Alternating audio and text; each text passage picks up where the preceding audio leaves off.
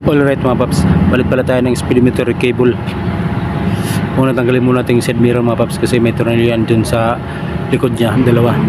At ito yung naman sinunod natin mga paps, yung lock sa ilalim, plastic lang. Yan, sinusunod lang yung gitna niyan mga paps. Tapos saka muna bubunutin yan. Yan, ganyan yung istura niyang lock sa ilalim mga paps.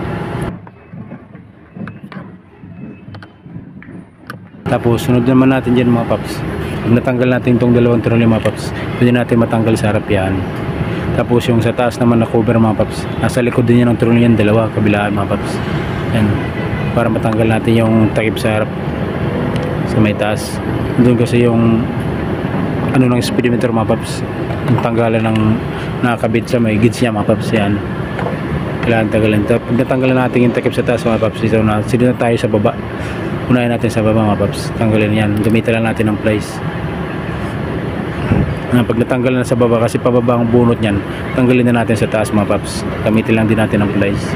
Yan, ganoon lang mga paps kadali pag nagpalit ka ng speedometer. Tulak mo lang pababa mga paps, may dalawang ipit lang dyan, tapos nakapasok sa loob ng guma, madali lang kasyang pag tinulak mga paps. Alright, yan muna update natin.